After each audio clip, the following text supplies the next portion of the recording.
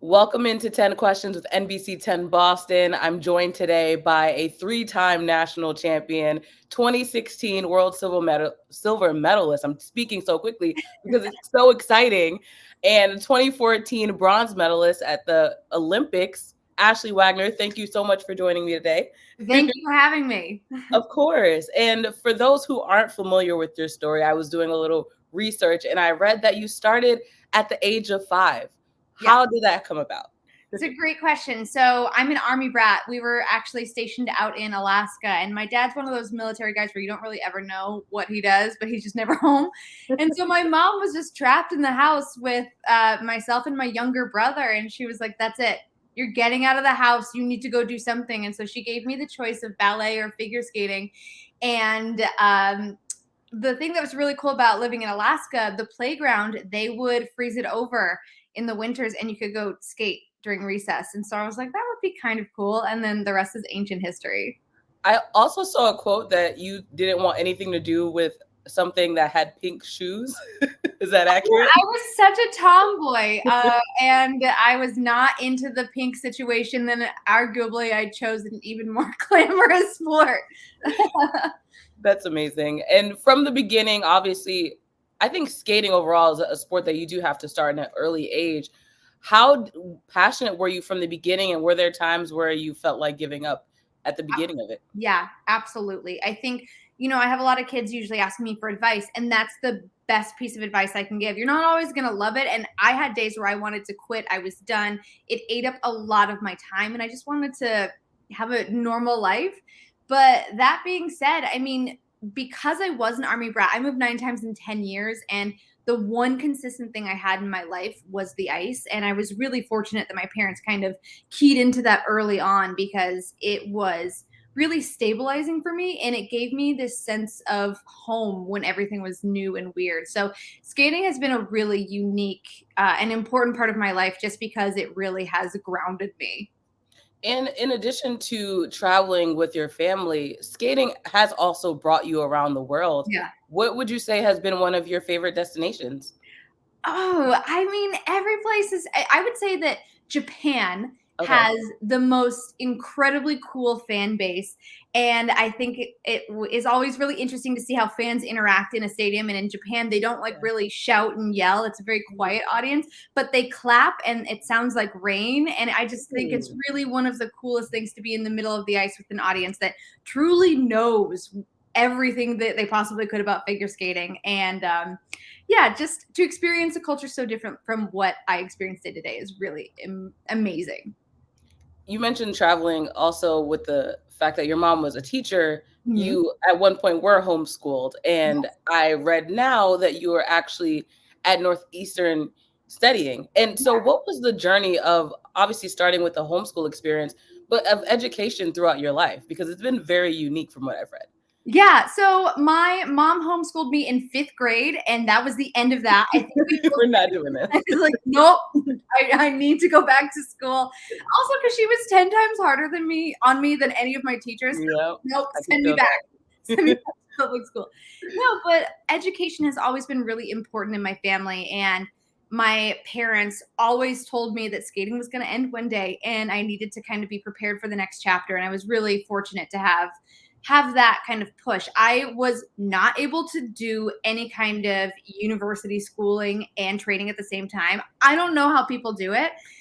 So the second I wrapped up, I really just kind of picked a place on the map, moved to Boston. I knew that, you throw a stone, you hit a school. And so I was in a good place to be. And getting started with my education here has been really exciting just to kind of be working into a new chapter in a new space. One could argue you technically didn't have to decide to go to college, though. So, what motivated you, other than your parents, implying Yeah. that education is so important? Absolutely. I mean, when I wrapped up, I had conversations with a lot of different people about how important school really was and if I needed it. And that's true. I could easily go down a road where I could coach. But for me, I just want to experience something outside of skating. To get to the level that I accomplished in the sport, you have to have a life that is so singularly focused. And I just wanted to be able to develop more to who I am beyond just the figure skater. And so for me, education has really opened that door. So, from the skating perspective, we don't even have time to go through all of your accomplishments. But when was the point where you realized you were good? Ah, I had no right to be as confident as I was at 6 years old, like no right at all. But I just remember, so 1998 was the Olympics in Nagano, and that was like Tara Lipinski, Michelle Kwan, like Yeah. golden era of figure skating. And I remember watching Tara Lipinski win the Olympics, and she was 15 at the time, but like an itty bitty baby. She looked Yeah. so young. And I just remember watching her and feeling like she didn't look that much older than me. And Yeah. I distinctly remember turning to my mom and saying, I'm going to do that one day. And of course, like she responded in the mom way where she's like, Of yes, course, baby, I support you. you got it. And then I think, a couple years in, my parents were like, what have we done? Like, we didn't realize we were in this for the long haul. So Yeah. I think, honestly, I just truly believed from such a young age that I was going to accomplish what I wanted to do. And I don't know where that came from. I think I might just be wired a little weird, but because I showed up every single day and believed in what I was doing, I think that really took me far. And your name has been mentioned in the likes of Tara and Michelle Kwan in multiple different ways when it comes to your accomplishments in the sport. When you think about that, is it surreal to sometimes hear your name being put in the same conversation as other legends? It's so weird. I mean, it's an honor, absolutely. And I think it just speaks to hard work paying off because I am not the most talented athlete. I'm all smoke and mirrors. I can sell you whatever I need to, but I wasn't the most like technically advanced athlete. But it was because I worked really hard that I'm able to be a part of those conversations. And it's so weird. It doesn't feel real, but I do have to kind of ground myself and remind myself that I'm in that conversation because I put in the work. If you don't know her story, you need to just go do some research because, again, we don't have time to get into all of it. Now you are formally retired Yes. and you seem to be enjoying your retirement life. What have you been up to other than school? Well, I picked up my life in LA. I was living there for 10 years. It wasn't for me. I promised myself the second I retired, I could leave. Yeah. Here I am now. And it's been really exciting for me just to kind of not know what I was doing for a while. I work with NBC commentating on figure skating, but then beyond that, I actually started up my own figure skating class that's kind of geared towards retired athletes and keeping them on the ice and helping people kind of reconnect with a passion of theirs that you don't traditionally have access to once you retire. Is that the body and sculpt? Skate and sculpt. Skate and sculpt, sorry, yeah. No, it's okay. Yeah, so that's my skate and sculpt class. I have it out here in Boston and we're taking it nationwide, but it's cool because for me, it's really helped me kind of redefine my relationship with skating in a non-competitive way, which has been real healthy for me. So it's been exciting just to kind of see how much the figure skating community has enjoyed getting back on the ice. You've been very vocal on various fronts when it comes to your social media usage. But one thing that I thought was really interesting in particular is the body positivity aspect. Being a former athlete, how much did that play into maybe your career when you were slowly making your way up through the ranks of just being body positive as much as possible? Right. I mean, for me, I had my first fat talk at 8 years old. Wow. Which is, I mean, it gives me chills to even say that, but that is a little bit of the nature of the beast of this sport. And I've been really working to change that because 8-year-olds don't understand that while my body is the physical tool to help me accomplish my craft, that doesn't mean that that's all I'm worth. And so I had to really do a lot of unpacking and unlearning of negative behaviors. Oh, sorry, I can't. Oh my God, we love guests on the extra guests. Yeah, he's the star of this house. But I mean, I think honestly, the pandemic, retiring and then moving into the pandemic, and it was just me, myself, and my thoughts. I really realized that I needed to kind of redefine how I felt about myself and my body. And that work that I've put in, I've realized, a lot of people feel this way, and not just athletes. And I really always aim to make one person feel a little bit less alone in a day. And that's the pro and con of social media. It can either be used to be positive, as you have been, or used to make 8-year-olds feel as though they should have a perfect body when they haven't even developed yet. Right.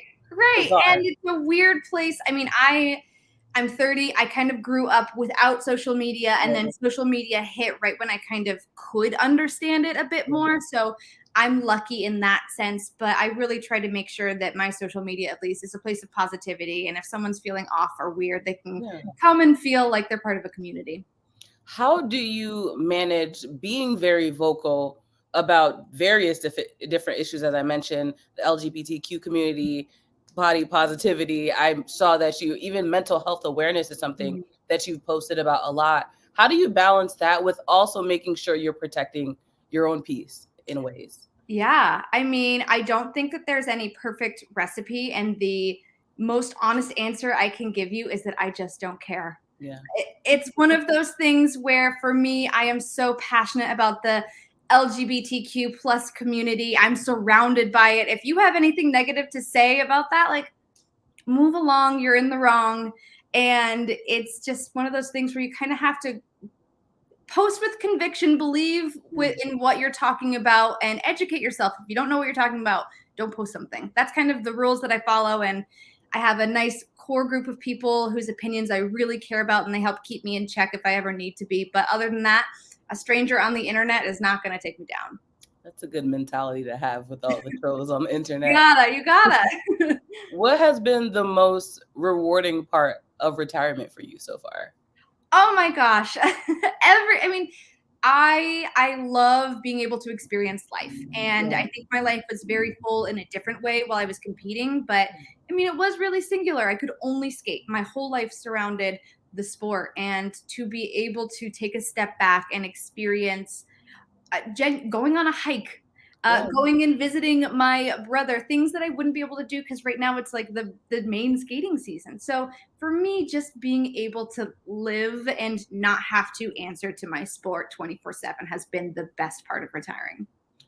During your studies at Northeastern, I read that you're also focusing on therapy specifically. Why is that? I think that for myself as an advocate for mental health and women's rights, LGBTQ plus rights, I just feel that there is a space where I want to help, and I want to be able to be a safe space for someone, and maybe a safe space that I didn't always feel like I had myself. And that has been really important to me as I kind of move into this next chapter, is to create a life where I feel amazing and I can impact other people positively as well. And so for me, that the psychology route that I'm headed down right now, I'm so passionate about it. And every day further I get into my education, I fall more and more and more in love with what I'm doing. I love that. Especially when you're at a point where you can study what you love, there's always going to be less of that burden of picking a book up because you actually like what you're learning. I mean, don't get me wrong, I had to take some math classes. I know there's still burden. I don't want to do this. Here we are. I'm better because of it. I'm so proud of you because, again, picking up education when you don't have to is always a good thing. The 2022 Olympics are approaching. Yes. You're going to be watching as a fan now or as a retiree. What or who are you most looking forward to from those games? I mean, honestly, for the US scene, Nathan Chen is the man to watch. He is going for gold, and I used to train with him. I've known him since he had a bowl cut. So for me, it's really exciting just to kind of see the man that he's grown up into, the athlete that he's become. That's amazing. The really exciting part of this Olympic season, I believe, is going to be the trials, actually. And those are going to be in early January in Nashville. So the U.S. ladies team right now, it's anyone's game. I trained with Mariah Bell. She is my personal favorite, but we also have incredible ladies like Alyssa Liu and Brady Tennell. So it's going to be a really exciting trials because you just don't know who's going to end up on the team. Exactly. I'm just looking forward to Team USA and whatever they bring to the table. Yeah, absolutely. Hair whips for Team USA all day. When you used to decide on how you were going to perform, how did you pick the music? Well, you have to hear this piece of music 10,000 times in a day. Yes. So it has to be something that you love. And for myself, I am much more of I like to be really engaged in my music. I like my music to make me feel like fierce and ferocious. And so I liked more dramatic, upbeat music, and I wanted to put on a show. So that's kind of what I lean towards with music. But yeah, you have to pick something that you can listen to a million times over in a day and still love it at the end. Exactly. No, I noticed your list, and it also was a very diverse list when you look at the artists. But I was curious as to what that thought process was. My taste in music is all over the place, but as long as I it. can serve up some drama, I'm gonna be on board for it. Is there anything you're listening to now that has been Adele? Adele, No, I like tears streaming down your face driving in the car. I have nothing going on in my life that's that sad, but Sad Girl Winter. We need it. What's your favorite song on the album so far? If you have one. Years by Nature. It's her space alien song. I don't even know what she's doing there, but I'm following her into the abyss. Okay. I like that. All right. Finally, wrapping things up, you do have an event that you're going to be featured in on Saturday. For those who aren't aware, the Boston Skating Club is revealing their new facilities in Norwood. What will be your role in it, and what can people look forward to? So I'm going to be performing. This old retired showgirl is dusting off her boots. So it's going to be an amazing event. This is, I believe, their first full capacity event. Tickets are $40. The really cool part about this, we have multiple Olympians that are going to be performing. We have a local, they trained in Boston during the Olympics. They were on the Olympic team with me, Marissa Castelli and Simon Schnapier. And then we also have Mirai Nagasu, who was the first American woman to land a triple axel at the Olympics, most recently in Pyeongchang. And then we also have legendary Scott Hamilton, who is going to be the MC of the night. So it's going to be a really great event. Amazing skating. We're also bringing out some local Boston talent. So really great skating to be had that Saturday night. Yeah, and you mentioned the tickets are $40. If anyone is interested, the proceeds actually benefit the CARES Foundation and Mass General Brigham and Dana-Farber Cancer Institute. So all of the money is going to an amazing cause as well. But that's exciting. You're dusting off the skates. Oh yeah, I am. It's really going to be a great time. I love performing, and the one thing that is just so impressive about this show is truly the roster that they have put together. And it's for an amazing cause. It'll be a lovely night of skating. This rink is insane. I'm jealous that I didn't have access to this when I was training, because it's truly the nicest, most stunningly gorgeous facility I've ever seen. So yeah, it's going to be a great show. If anyone is wondering what they want to do this Saturday night, like, come cheer me on. I'm going to need it. Make some signs. Right, exactly. Make some noise, make some signs. Well, Ashley Wagner, thank you so much for joining NBC10 Boston. I know you're technically retired, but I think we're still going to be looking forward to what you have next, because I think you have some things up your sleeve. I do. In my puppy shoulders, I do. Thank you so much. Thank you for having me.